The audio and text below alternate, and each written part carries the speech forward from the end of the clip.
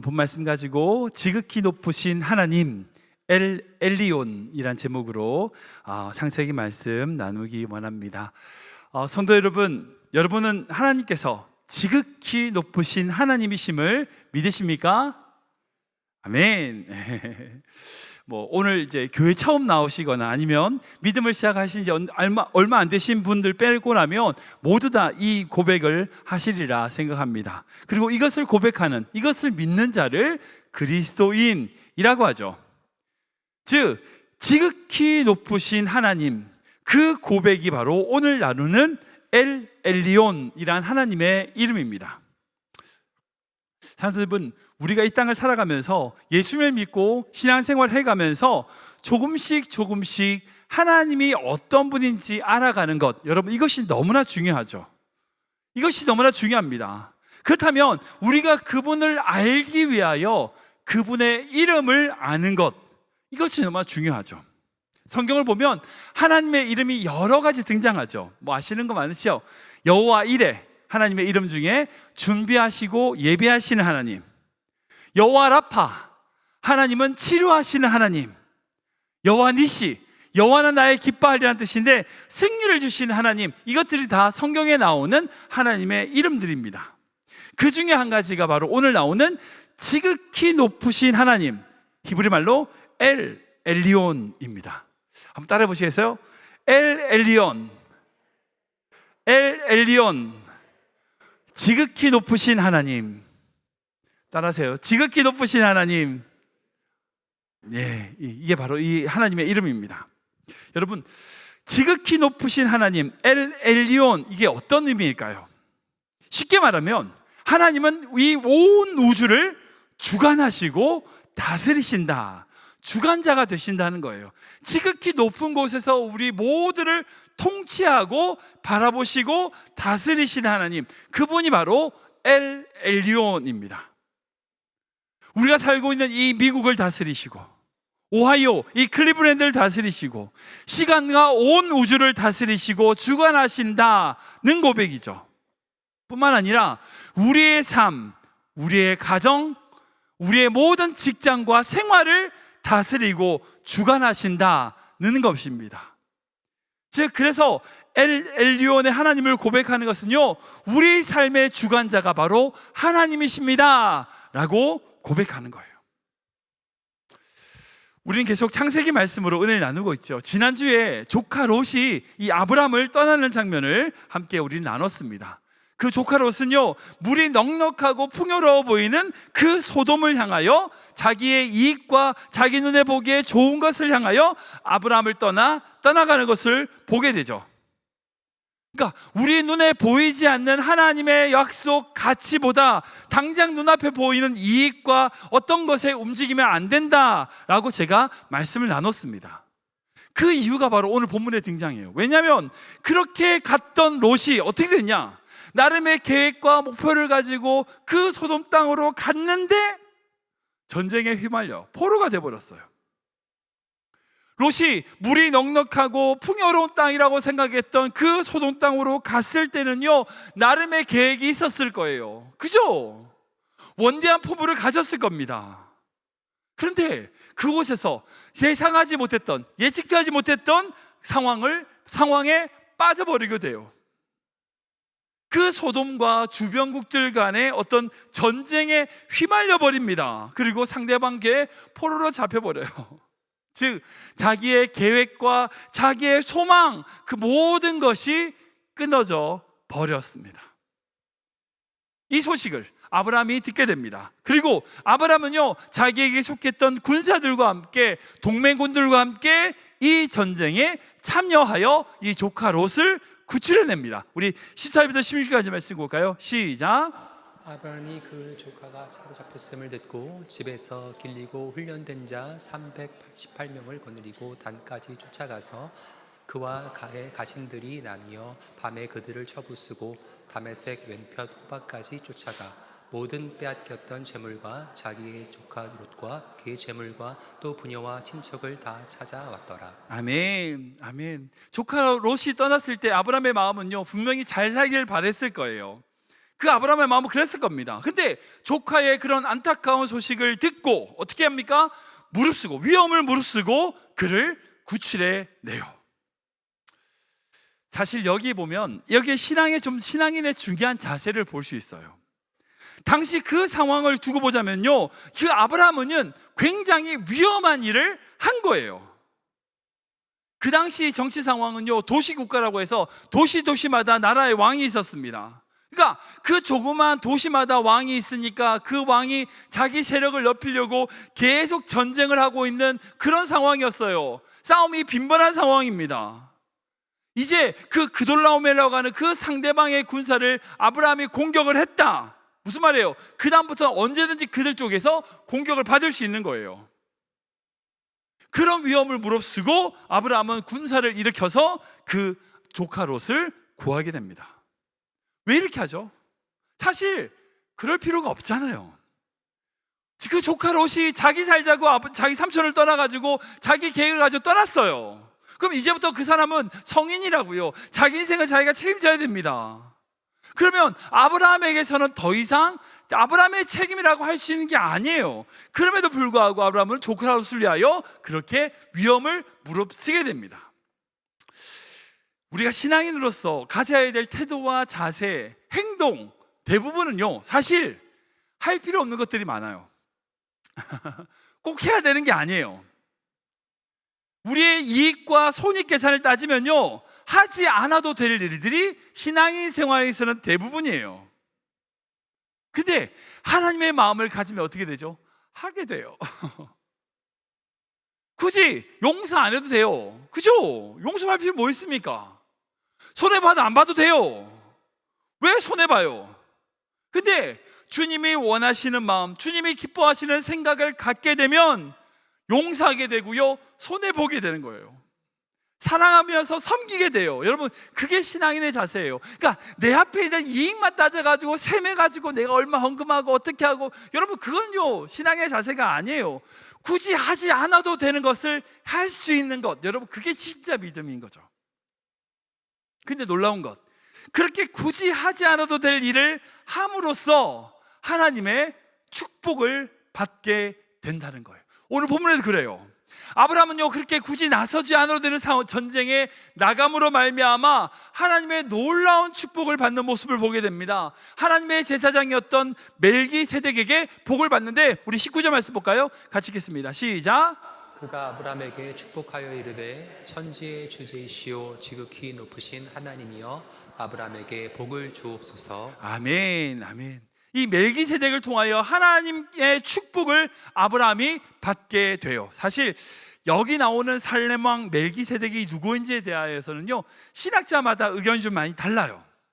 히브리서, 신약의 히브리서를 보면 이 레위 지파보다 더 우월된 자라고 표현되어 있고, 예수님께서 이 멜기세덱의 반차를 따른다라고 표현되어 있습니다. 그러니까 예수님과 거의 동급인 제사장으로 이해될 수 있어요. 그래서 어떤 신학자는 예수님의 형상이다라고 얘기하는 사람들도 있긴 해요. 근데 정확하진 않아요. 뭔지 모르겠어요. 근데 중요한 것은 그 멜기세덱을 통하여 아브라함이 복을 받았다는 거예요. 축복을 받았다는 거예요. 그리고 그 축복성에 등장하는 표현이 바로 지극히 높으신 하나님, 엘 엘리온의 하나님이라는 거예요. 이 14장을 보면 이 엘 엘리온, 지극히 높으신 하나님의 이름이 몇 차례 등장합니다. 이 멜기세덱을 소개할 때도 등장하고, 멜기세덱이 아브라함을 축복할 때도 2번이나 등장하고, 이후에 아브라함이 소돔 왕에게 자기의 이야기를 할 때도 한 번 언급이 돼요. 여기뿐인가? 아니에요. 다니엘서를 보면 이 엘 엘리온의 하나님에 대하여 고백하는데, 누가 고백하느냐? 바벨론 왕 느부갓네살이 고백하는 것을 볼 수 있어요. 우리 다니엘서 말씀 읽어볼까요? 시작. 그 기한이 참에 나 느부갓네살이 하늘을 우러러 보았더니 내 총명이 다시 내게로 돌아온지라. 이에 내가 지극히 높으신 이에게 감사하며 영생하시는 이를 찬양하고 경배하였나니 그 권세는 영원한 권세요 그 나라는 대대에 이르리로다. 아멘.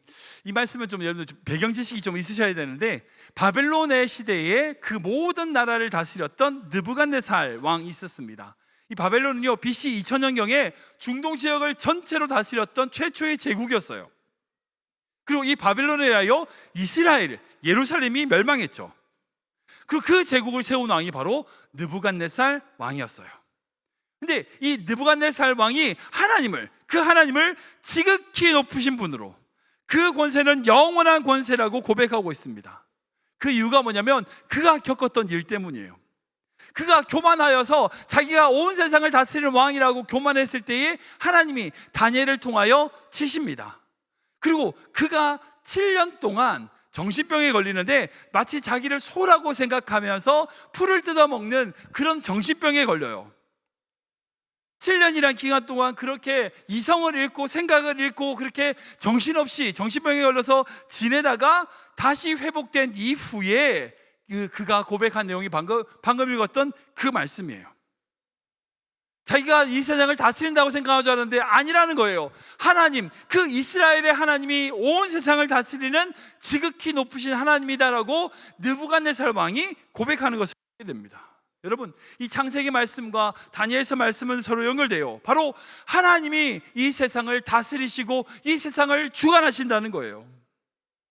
아브라함이 자기의 힘으로 전쟁에 승리한 것이 아니라 하나님의 인도하심으로 승리했음을 고백할 때에, 그리고 느부갓네살 왕이 이성을 잃고 소처럼 살다가 하나님의 은혜로 정신을 차리고 회복되었음을 고백할 때에 우리가 드릴 고백이 바로 하나님은 지극히 높으신 엘로이의 하나님이라는 거예요.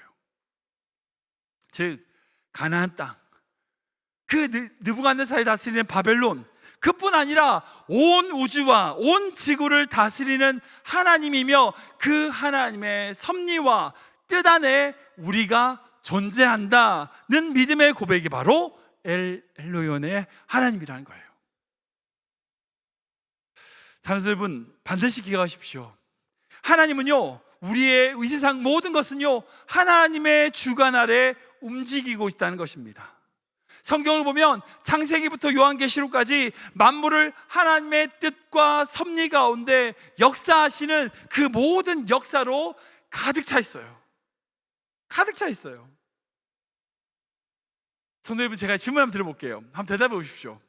성도 여러분, 여러분은 성경이 말씀하고 있는 것처럼 하나님께서 이 온 세상을 주관하시고 지극히 높으신 하나님께서 그 엘리온 하나님이 온 세상을 다스리심을 믿으십니까? 믿으십니까? 정말이에요? 여러분, 하나님이 정말 온 우주를 다스리는 하나님이심을 믿으십니까? 진짜 믿으세요? 우주에서 보면 먼지와 같은 이 조그만 별 지구를 하나님의 모든 역사, 지구의 모든 역사를 주관하신다고 믿으십니까? 아멘. 여러분, 하나님이 정말 이 오하이오 조그만 도시에 있는 클리브랜드에 있는 우리 교회 한인장로교회를 주관하신다고 믿으십니까? 사랑하는 여러분, 정말 하나님께서 여러분들을 미국 땅으로 인도하시고 우리의 인생과 가정을 주관하신다고 믿으십니까? 여러분들 지금 아멘을 여러 번 하셨지만 사실은 제가 이 드린 질문의 의미가 무엇인지를 잘 생각하셔야 돼요. 잘 생각하셔야 돼요. 여러분 지금 아멘하고 대답하셨는데 그 아멘의 대답의 의미가 뭔지 아세요? 하나님께서 여러분들의 인생을 주관하신다는 고백입니다. 우주 만물뿐 아니라 그 안에 살아가고 있는 나의 모든 삶을 하나님이 주관하시고 다스린다는 거예요. 그렇다면 내가 살아가는 인생에서 모든 것, 만나는 모든 것은, 상황은 하나님의 허락 없이는, 하나님의 주관 없이는 일어나지 않는다는 것을 고백하신 거예요. 믿으세요? 진짜 믿으세요? 여러분들이 이 미국을 어떻게 오셨는지 모르겠지만 미국에 오셨어요. 이 오하이오 클리브랜드 이 작은 도시에 살고 있는 것, 그리고 지금 만나서 살고 있는 남편을 만나고 아내를 만난 것, 지금 주신 자녀들과 친구들과 함께 살아가는 것, 지금 하고 있는 비즈니스, 직업, 공부, 그걸 열심히 하고 있는 것, 이 클리브랜드 한인장로교회에서 함께 신앙생활하고 있는 것, 이 모든 것들이 다 뭐예요? 하나님의 섭리와 뜻 안에 있다는 거예요. 정말 믿으세요? 아멘, 작아지셨네. 지금 여러분들의 삶의 모든 것을 하나님이 주관하신다는 것을 믿는다는 거예요. 엘리온 하나님을 믿는다는 것은, 만약 우리의 모든 것을 주관하시는 하나님을 믿는다면요, 우리는 두 가지 신앙의 자세를 가질 수 있어요. 첫 번째는 뭐냐면 세상의 어떤 유혹과 환경에 요동하지 않게 돼요. 우리 같이 볼까요? 시작. 세상의 유혹과 환경에 요동하지 않게 됩니다. 한 번 더 읽겠습니다. 세상의 유혹과 환경에 요동하지 않게 됩니다. 우리 22절 23절 말씀인데요, 읽어볼까요? 시작. 아브라함이 소돔 왕에게 이르되 천지의 주제이시오 지극히 높으신 하나님 여호와께 내가 손을 들어 맹세하노니 내 말이 내가 아브라함으로 치부하게 하였다 할까 하여 내게 속한 것은 실 한 오락이나 들매끈 한 가닥도 내가 가지지 아니하리라. 아멘. 우리 주변에 믿음의 거목들이 있죠. 믿음이 정말 유연하신 분들, 성경과 역사 가운데서 우리는 볼 수 있습니다. 그런 분들을 보면 보여지는 특징이 있어요. 그게 뭐냐면 환경에 요동하지 않으세요. 어떤 환경이든지요, 하나님의 인도하심과 하나님의 주권을 믿고 함부로 요동하거나 들뜨거나 내지는 확 낙심하거나 그러지 않아요. 항상 똑같이. 그런 분들이 정말 믿음의 거목들이죠. 여러분, 우리의 삶에 있어서 엘 엘리온, 모든 것을 다스리시는 지극히 높으신 하나님을 믿을 때에 우리는 정신을 차릴 수 있어요. 성도님들 그런 경험 있으시죠? 아유, 큰일 났다. 이거 어떡하지? 우왕좌왕하고 막 낙심하고 좌절하고. 그런데 만나시죠? 저도 그런 일 있습니다. 그때마다 그 모든 순간에 우리가 기억하고 믿어야 될 것은요, 우리 삶을 주관하시고 다스리시는 엘 엘리온의 하나님이란 거예요. 그런 상황에도요, 하나님의 뜻, 하나님의 섭리가 있겠지, 나를 그렇게 인도하시는 하나님의 마음이 있겠지, 계획이 있겠지 믿어야 된다는 거예요. 여러분, 우리에게 그 믿음이 있으면요, 요동하지 않고요, 차분함과 여유를 가질 수 있어요. 많은 성도들이 그런 믿음이 없을 때에 막 흔들려요. 환경에 따라서 막 난간고 막 움직여요. 그러나 그 믿음이 있을 때에 요동하지 않고 정말 흔들리지 않고 그 반석 위에 굳건히 선 집과 같이 흔들리지 않게 되는 거죠. 어떤 문제가 생겼을 때에, 계획이 틀어졌을 때에 지극히 높으신 엘 엘리온의 하나님의 바라보는 그 시각으로 우리를 바라보세요. 그때 하나님이 주시는 평강이 있는 거예요. 제가 예전에 한번 소개시켜 드렸던 것 같은데, 제가 존경하는 어느 목사님의 기도 속에서 제가 이 믿음을 발견한 것이 있습니다. 제가 존경하는 어떤 목사님께서 50대 후반에 교회를 개척하시게 됐어요. 큰 교회 담임을 하고 계셔가지고 그때 열심히 하면 은퇴하면 잘 될 건데, 굳이 50대 후반에 늦은 나이에 하나님 주신 마음을 가지고 그 서울에서 개척을 하시게 된 거예요. 그분이 이제 처음에 개척하면서 예배당에서 새벽 기도를 드리면서 하나님께 기도했어요. 하나님 도와주세요.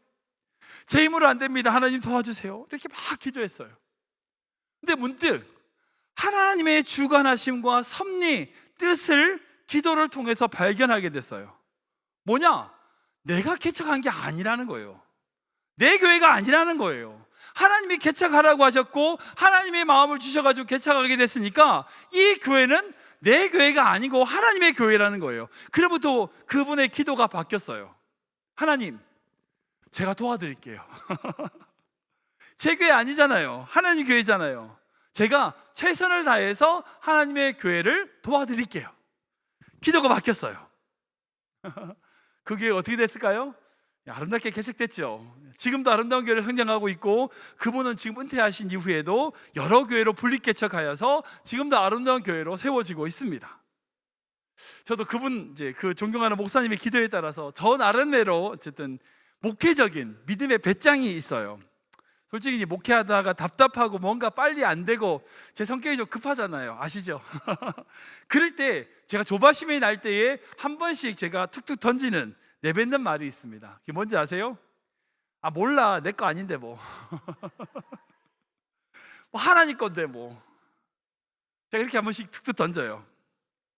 제가 이제 뭘 늘 일을 많이 하고 그러다가도 어느 순간 딱 멈춰버리면 내가 멈추거든요. 그때 멈출 때 쓰는 표현이 그거예요. 아니, 내 거 아니야. 하나님 거야.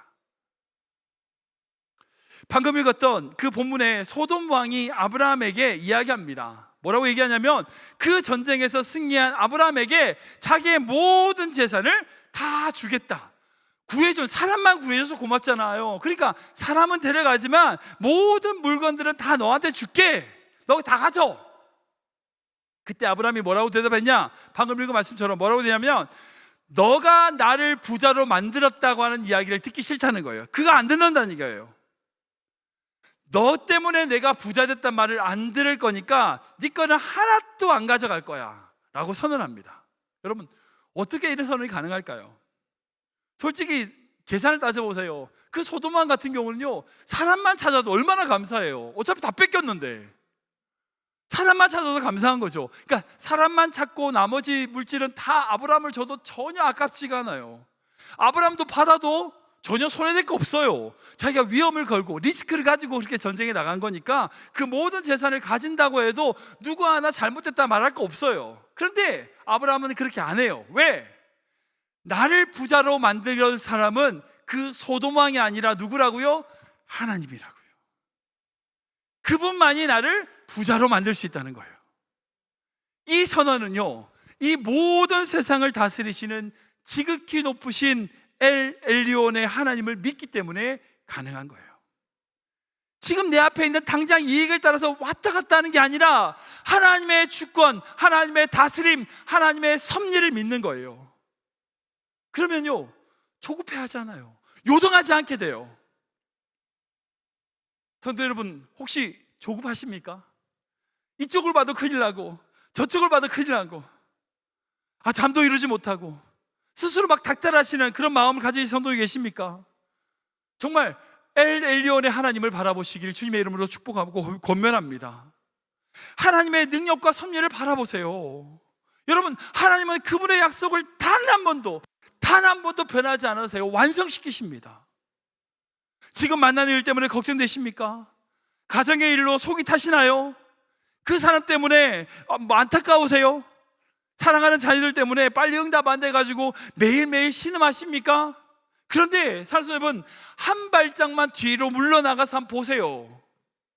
지금까지 여러분들의 가정과 자녀들을 지켜주신 하나님이신데 그 지극히 높으신 엘 엘리온의 하나님이 여러분들의 자녀들, 여러분들의 가정을 지켜주지 않으시겠냐고요. 조급해하지 마세요. 조급하지 마세요. 우리가 그 하나님을 믿을 때에 우리의 지금 상황에서 요동하지 않게 한다는 거예요. 작은 일에 일비하지 않게 돼요. 저는 우리 모든 성도님들이 이런 믿음으로 사시길 축원합니다.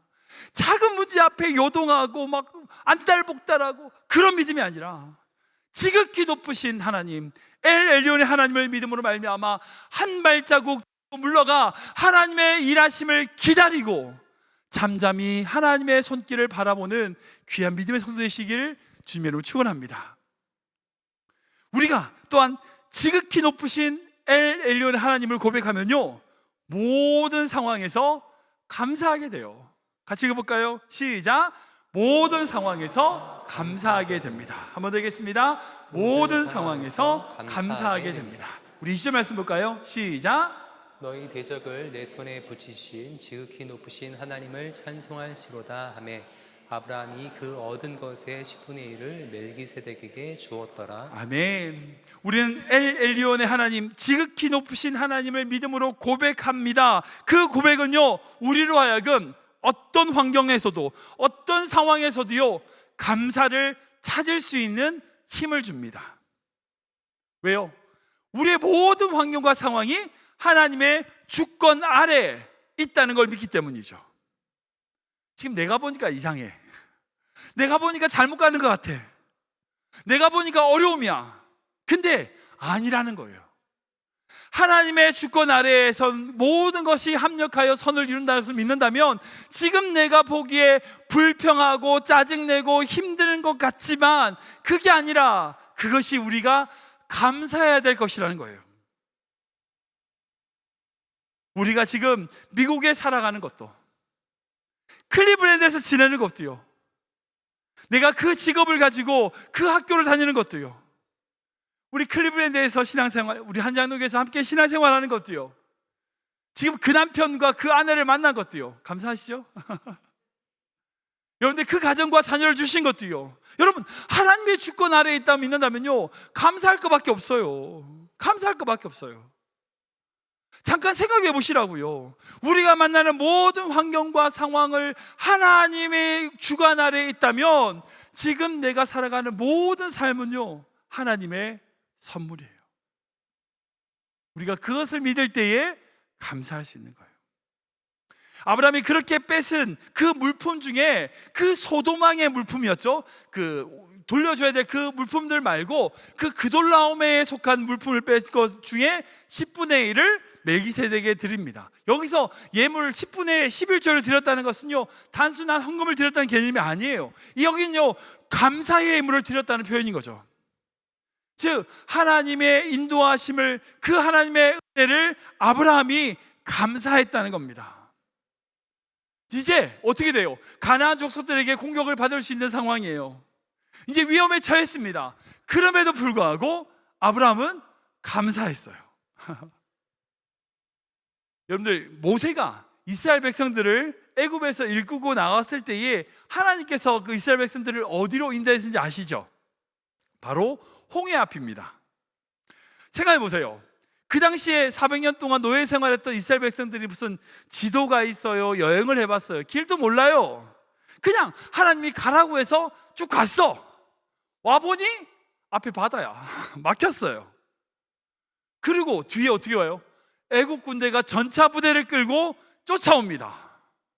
아니, 하나님께서 인도해 주셔가지고 갔더니 앞에는 바다로 막혔고 뒤에는 애국 군대가 쫓아와요. 어떻게 그런 상황이 있을 수 있어요? 이 상황에 대하여 이렇게 기록하고 있거든요. 우리 출애굽 14장인데 읽어볼까요? 바로가 이스라엘 자손에 대하여 말하기를 그들이 그 땅에서 멀리 떠나 광야에 갇힌 바 되었다 하리라. 내가 바로의 마음을 완악하게 한즉 바로가 그들의 뒤를 따르리니 내가 그와 그의 온 군대로 말미암아 영광을 얻어 애굽 사람들이 나를 여호와인 줄 알게 하리라 하시매 우리가 그대로 행하니라. 아멘. 쉽게 말하면 바로가 어떻게 얘기해요? 야, 얘들 광야에 갇혔다. 쉽게 말하면 도관에 든 쥐다. 앞에 홍해가 막혔으니까 내가 거기 가서 치면은 얘들 다 죽일 수 있어. 그리고 바로의 마음을 완악하게 하셔가지고 하나님은 애국 군대의 전차를 보내셔요. 여러분, 이 모든 환경을 만드신 분이 하나님이세요. 하나님. 근데 놀라운 것, 이 일을 통하여 결국 하나님 어떻게 하십니까? 우리가 다 아는 것처럼 홍해를 가르셔서 이스라엘 백성들을 건너게 하시고 그 애굽 전차 부대를 그 홍해에 빠뜨리심으로 어떤 강대국도 어떤 나라들도 광야에 있는 이스라엘 백성들을 공격하지 못하게 됐어요. 광야에서 40년 동안 있을 때 어떤 나라의 공격을 받지 않아요. 왜요? 아니, 그 강대국인 애굽의 전차 부대가 그 이스라엘 백성들 앞에 다 죽었어. 어떻게 공격해요? 근데 그걸 그 환경을 통하여 보여주신 거예요. 혹시 성도님들 중에 이 이스라엘 백성들처럼 진퇴양난, 앞에는 홍해, 뒤에는 애국 군대, 이런 진퇴양난에 빠진 성도님들 계십니까? 혹시 여러분들의 상황이 이해가 안 되신 분 계신가요? 엘 엘리온의 하나님을 바라보시길 축원합니다. 지극히 높으신 하나님, 우리의 모든 삶을 주관하시는 그 하나님을 바라볼 때에 우리 앞에 있는 그 홍해와 애국 군대가 저주가 아니라 선물임을 깨닫게 돼요. 그걸 통하여 영광 받으실 하나님을 찬양하게 되는 겁니다. 그 엘 엘리온의 하나님을 바라볼 때에 우리가 할 수 있는 것은요, 감사밖에 없어요. 감사밖에 없어요. 전국의 모든 성도님들이 엘 엘리온의 하나님을 바라보는 말미암아 여러분들의 환경과 상황과 상관없이, 어떤 처지에 있든지 상관없이 감사하는 성도 되시기를 주님의 이름으로 축원합니다. 말씀 정리하겠습니다. 사랑하는 여러분, 우리는 날마다 엘 엘리온의 하나님, 지극히 높으신 하나님을 바라보아야 됩니다. 우리가 그 하나님을 바라볼 때에 우리의 삶은요, 수동태가 아니라 능동태가 아니라 수동태가 되는 거예요. 다시 말씀드려요. 수동태는 뭐예요? 내가 하는 것이 아니라 누군가에 의하여 하는 거고요. 능동태는 내가 하는 거예요. 여러분, 우리 인생의 문장의 주어는 내가 아니에요. 하나님입니다. 내가 한 것이 아니라 하나님께서 하셨습니다라고 능동태가 아닌 수동태의 신앙이 되어야 돼요. 신앙생활하면서 빠지기 쉬운 우리의 조심해야 될 병이 있습니다. 특히 나름 성공한 사람들이 빠지는 함정이 있어요. 그게 뭐냐면 내가병이에요. 내가병. 그 병에 대해 들어보셨는지 모르겠습니다. 특히 이제 자수성가형 어떤 그런 신앙인들이 계신데 그런 분들이 이런 것에 잘 빠져요. 왜냐하면 열심히 이제 힘든 어떤 환경 속에서 자기가 열심히 공부하고 열심히 일하고 그렇게 해서 나름의 성공을 이루신 분들이 빠지기 쉬운 병이 이 병이에요. 내가 하고 내가 있고 내가 이뤘고 내가 어떻게 하고 내가 여러분 그런 병에 빠지기 쉬워요. 여러분, 우리의 주어는 내가가 아닙니다. 하나님이 되어야 돼요. 내가 한 게 아니라 누가 하셨다고요? 하나님이 하셨어요. 정말 그런 분들이 계세요. 정말 성공하신 분들인데 주어가 내가가 아니라 하나님이신 분들이 있어요. 그런 분들을 만나면요, 제가 그분들 앞에 고개가 숙여져요. 그분들의 신앙을 보면. 사랑하는 여러분, 여러분들의 삶의 주어는 결코 내가가 아니라 하나님으로 바뀌어야 됩니다. 엘 엘리온의 하나님, 우리의 모든 삶을 주관하시는 지극히 높으신 하나님을 바라볼 때 우리 삶의 주어가 내가가 아니라 그분으로, 하나님으로 변할 수 있어요. 그 하나님을 바라볼 때에요, 지금 우리 당장의 삶에서 요동하지 않고요, 감사할 수 있습니다. 비록 우리가 어떤 환경의 상황에 나의 계획이 실패하고요, 나의 모든 소망이 끊어진다 할지라도요, 그 모든 환경을 뛰어넘어 우리를 다스리시는 하나님의 섭리, 하나님의 뜻을 바라볼 수 있다는 거예요. 저는 우리의 모든 성도님들이 어떤 환경에서도 엘 엘리온의 하나님, 지극히 높으신 하나님, 그분만을 바라보는 귀한 믿음의 성도 되시길 주님의 이름으로 축원합니다.